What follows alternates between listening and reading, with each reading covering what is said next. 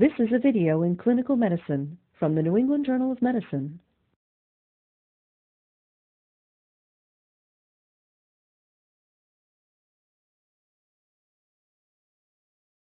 Common indications for nasogastric intubation include decompression of the GI tract in patients with bowel obstruction and gastric emptying in intubated patients to prevent aspiration. NG tubes may be placed as an adjunct for the delivery of oral agents such as activated charcoal or oral radiographic contrast media. NG tubes are often placed in patients with suspected upper GI hemorrhage. However, the sensitivity and negative predictive value of nasogastric aspirates for detecting active bleeding is suboptimal, and the absence of bloody return cannot be relied upon to rule out hemorrhage.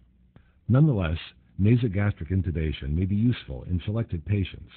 Evacuation of blood and clots from the stomach may facilitate the endoscopic visualization of the gastric and duodenal mucosa, and the return of bright red blood does provide prognostic information. Nasogastric intubation and gastric emptying may be beneficial in patients with severe pancreatitis and associated ileus. However, it has been shown that NG tubes are not beneficial and, in some cases, detrimental in patients with mild or moderate symptoms. Nasogastric intubation should be avoided in patients with significant maxillofacial trauma, as the tube may enter the cranial vault if the thin cribiform plate has been disrupted. The procedure should also be avoided in patients with known esophageal abnormalities such as recent caustic ingestion, diverticulae, or strictures, as they are at high risk for esophageal perforation. Since nasogastric intubation may induce emesis, patients who are unable to adequately protect their airway should be intubated with a cuffed endotracheal tube if the procedure must be performed. Begin by gathering equipment you will need. This will include gloves, a protective gown, and face shield, an appropriately sized nasogastric tube, vasoconstrictor spray, and a topical anesthetic such as benzocaine or lidocaine solution with atomizer. Obtain a lubricant, a glass of water with a straw, towels or blue pads, a 60 cc catheter tip tube syringe, a stethoscope for tube confirmation, tape, and a wall suction setup.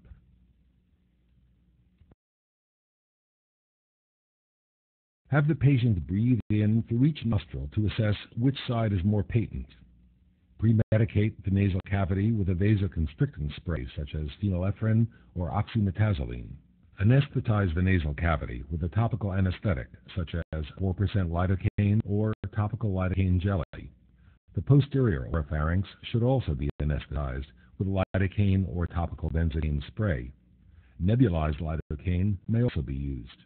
The proper depth of tube incision is approximated by measuring the distance from the xiphoid process to the angle of the mandible and then to the nostril.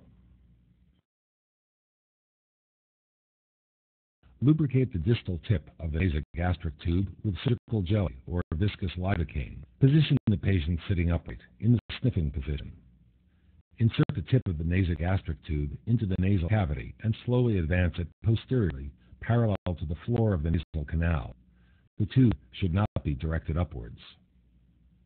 In this endoscopic view of the nasal cavity, note that if the tube is passed in an upwards fashion, it will reach a blind recess at the middle turbinate. When the tube is passed parallel to the nasal floor, it reaches the posterior nasopharynx without difficulty. Continue to pass the tube posteriorly.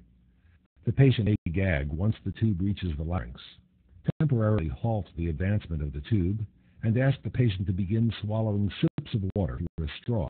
Coordinating advancement of the tube with the swallowing mechanism facilitates passage of the NG tube into the esophagus and prevents entry into the trachea.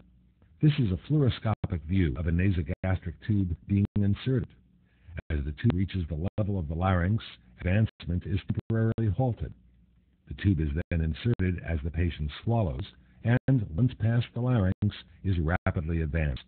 Note that in this endoscopic view of the larynx, the trachea is frequently open and may be accidentally intubated with an NG tube. Note also that as the patient swallows, the laryngeal apparatus arises and the epiglottis covers the glottis, preventing tracheal entry. Once past the larynx, the tube may be inserted rapidly to the predetermined depth. Check the black markings on the tube to confirm proper depth insertion. Assure that the patient is in no respiratory distress and is able to speak.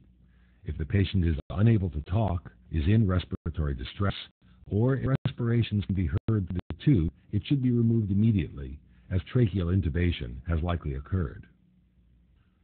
Attach the catheter tip syringe to the main port of the NG tube and insufflate 30 cc's of air while auscultating over the epigastrium. A gurgling noise should be clearly audible. Using the same syringe, aspirate the NG tube and ensure that it fills with gastric contents. It should be noted that auscultation and aspiration may occasionally provide false positive results. Therefore, radiographic confirmation of tube placement by visualizing the NG tube's descent below the diaphragm should be obtained prior to infusion of any substance, such as activated charcoal or oral contrast media. The tube should be secured to the patient prior to transport to the radiology suite. Take a 5 to 7 centimeter strip of adhesive tape and tear vertically for 1/2 of its length. The wide section is placed across the patient's nose, and the two tails are then wrapped in opposite directions around the NG tube. You may now connect the nasogastric tube to suction. Turn on the suction and adjust the vacuum force as desired.